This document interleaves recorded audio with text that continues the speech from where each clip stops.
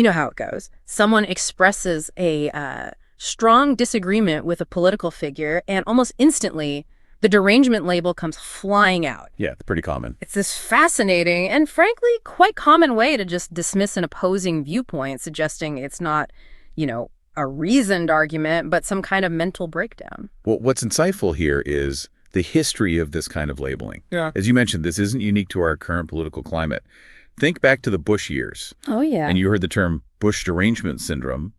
The same thing cropped up during Obama's presidency. Yeah. It really seems to be a recurring pattern with, highly polarizing figures. Exactly. And the version that's really prevalent right now, kind of dominating online discussions, is Trump derangement syndrome. Mm-hmm. You see it used constantly, particularly by supporters of the former president, as a way to shut down any criticism.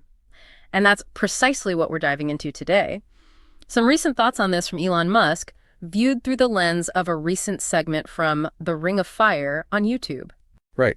And if we connect this to the bigger picture, what we're really observing is a tactic to, delegitimize dissenting voices. Yeah. Instead of engaging with the substance of what someone is saying, labeling it as derangement tries to invalidate the person themselves. Yeah. And our source today offers some really contrasting perspectives on just where this so-called derangement might actually be found. Okay, let's unpack the initial claim of Trump derangement syndrome as it was presented in the Ring of Fire clip.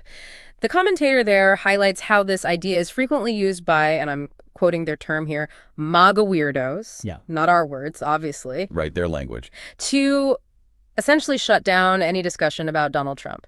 It's a real conversation killer, right? The implication is you disagree with Trump. Well, that must be Trump derangement syndrome, so your opinion doesn't count. That's a really effective, albeit unproductive rhetorical move. What's fascinating here is how these emotionally charged labels short-circuit rational engagement. By framing disagreement as like a mental defect, it taps into our biases against the other and reinforces in-group solidarity, making it much harder to even consider the validity of opposing arguments. And Elon Musk, in the clip, shares an anecdote that he seems to believe perfectly illustrates this so-called Trump derangement syndrome. Oh, the dinner party story. Yeah, he describes being at a friend's birthday dinner. This was before the election, apparently, and simply mentioning the former president's name.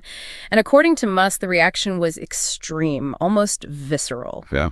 He likened it to people being shot with a dart in the jugular that contained like methamphetamine and rabies. I mean, that's quite a vivid, if somewhat over-the-top image. Oh, that raises an important question about the power and potential pitfalls of anecdotal evidence in political discussions, doesn't it? While personal stories can certainly be illustrative, they are also inherently subjective and, as our source suggests, can sometimes be, embellished for effect.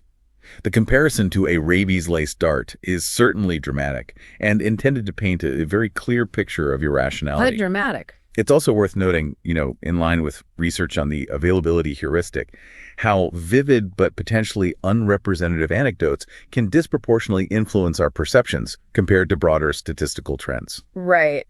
And the commentator in the Ring of Fire video is, shall we say, less than convinced by Musk's story. Skeptical. Very. They call Musk's story the least believable thing I think I've ever heard come out of Elon Musk's mouth. Strong stuff. Oof, right. They basically suggest it either didn't happen as described or was, significantly exaggerated. Well, the skepticism there is understandable. While it's certainly possible that some individuals have strong emotional reactions related to political figures, Musk's description does feel designed to create a very specific impression of widespread, irrational animosity specifically directed at Trump. And the source does concede that point, that there are definitely people who don't want to hear Trump's name. Sure. Just like there are Republicans who might avoid conversations about Biden or Obama. That seems like a pretty normal aspect of our polarized political landscape, doesn't it? Oh, absolutely. People tend to gravitate towards information and discussions that reinforce their existing beliefs. Exactly. It speaks to the selective exposure we often see in media consumption and within our social circles. People naturally tend to filter out information that challenges their pre-existing viewpoints, and that can certainly manifest as an unwillingness to even engage with discussions about certain political figures. But here's where the Ring of Fire commentary takes a pretty sharp turn. They argue that the real Trump derangement syndrome isn't on the left, but rather among Trump's most ardent supporters. The reversal. Including, in their view, Elon Musk himself. This is a fascinating rhetorical inversion. So instead of focusing on the content of criticisms against Trump, the Ring of Fire segment redirects the accusation of irrationality towards the intensity of support, Yeah. framing it as a form of uncritical devotion, almost like a cult of personality. And how do they define this so-called derangement? Well, they describe it as believing that Trump, and again I'm quoting as a frumpy, balding weirdo, is somehow doing good things for the country. It's a rather blunt and definitely provocative assessment. The language used there is certainly intended to be provocative, yeah. And to cut through what they perceive as an idealized image of Trump held by some of his supporters, they're clearly attempting to deconstruct that image using very direct and some might say unflattering terms. And to really illustrate this point, they bring up the giant golden statue of Donald Trump that made an appearance at CPAC. Ah, yes. They present that as a prime example of this so-called derangement, something they suggest isn't normal and might even warrant, shall we say, professional help. Well, the golden statue certainly became a very potent symbol, didn't it? Eliciting very strong reactions from across the political spectrum. For critics, as the Ring of Fire commentator clearly is, it represented an almost idolatrous level of devotion. Right. For supporters, it was perhaps seen as a symbol of strength and leadership. This really highlights how the same symbol can be interpreted in such radically different ways, depending on your existing political framework. Then the commentary shifts to what Trump has actually done for average Americans. They claim that Trump has done nothing for people making under $400,000. Okay. With the exception of tax cuts that primarily benefited those with higher income brackets. This is a point of significant debate and analysis in political economy, isn't it? The actual economic impact of any administration's policies is a very complex issue. Always. And interpretations often vary quite widely depending on the specific metrics being analyzed and the underlying economic philosophies being applied. The Ring of Fire commentary is presenting a very specific and clearly critical interpretation of those impacts. And to really drive home their argument about Trump supposedly scamming his supporters, they rattle off a pretty extensive list of Trump-branded ventures. Oh yeah, like what? Meme coin, tennis shoes, mugs, stickers, hats, Trump University, Trump Steaks, Trump Airlines, the Taj Mahal bankruptcy, and Trump bottled water. It's quite a list. Right. By listing these various ventures, the Ring of Fire segment is attempting to construct an image of a businessman who has consistently sought to leverage his political popularity for personal and financial gain, often through ventures that have ultimately been unsuccessful or, in the case of Trump University, face serious allegations of fraud. So the commentator concludes by reiterating their view that those who treat Trump like a god are the ones truly suffering from Trump derangement syndrome. Yeah. So as we can see, we have a complete reversal of the term's common usage. It really underscores the highly subjective and politically charged nature of this kind of labeling.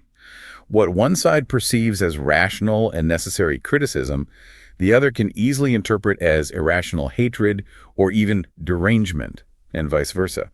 The term itself becomes a weaponized piece of language in the ongoing political contest. Now, the Ring of Fire segment does briefly pivot to another area, the world of AI. Oh, right. That was in there too. Yeah, they bring up DeepSeek, which is presented as an AI competitor to ChatGPT, but one that stores data on Chinese servers and is subject to Chinese censorship. Interesting point. They also raise concerns about the privacy practices of American AI companies like ChatGPT, noting the presence of a former director of the NSA on their board. So this brief detour into the realm of artificial intelligence, while not directly connected to the preceding discussion about Trump derangement syndrome, does touch upon another area where we see similar dynamics at play, concerns about data privacy, censorship, and the potential influence of powerful entities, both governmental and corporate.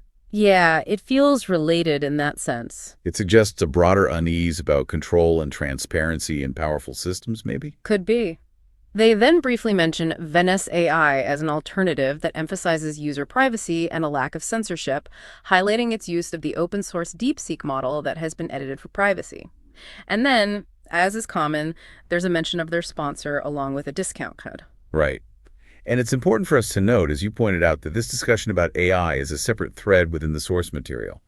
While both topics, the highly charged nature of political discourse and the rapidly evolving landscape of artificial intelligence, are certainly relevant to our current social and political environment, the Ring of Fire segment treats them as distinct subjects. Got it. So to bring it all together from this Ring of Fire segment, we've seen two very different interpretations of Trump derangement syndrome. Definitely contrasting. On the one hand, Elon Musk offers a personal anecdote to suggest it's a real phenomenon affecting those who react extremely negatively to any mention of Donald Trump. Right, the dinner party version. And on the other hand, the Ring of Fire commentary argues that the real derangement, as they see it, lies with Trump's most devoted supporters, who they believe are overlooking what they consider to be significant flaws and misdeeds. And this stark contrast really highlights the immense power of language in shaping political narratives, doesn't it? The very same term can be deployed to attack completely opposing viewpoints, effectively weaponizing the concept of psychological instability for political ends. It really forces you to consider the underlying motivations when someone labels an opposing viewpoint as a form of derangement. What's the real goal there? Yeah, good question. Is it a genuine attempt to understand the different perspective, or is it simply a tactic to shut down any dissent and delegitimize those who happen to disagree with you? This raises a really crucial question about the overall health of our public discourse, I think. When we so readily resort to diagnosing political disagreement as some kind of mental failing, what does that ultimately do to our collective ability to engage in constructive dialogue? Exactly. And to think critically about the complex challenges that face our society seems almost designed to breed further division and erode understanding. Exactly. It's a conversation stopper before the conversation even has a chance to begin. So here's a final thought for you to really chew on. How does this growing tendency to diagnose political disagreement as a form of derangement ultimately impact our ability as a society to find any common ground and effectively address the very real problems we face? It's definitely something worth holding on to.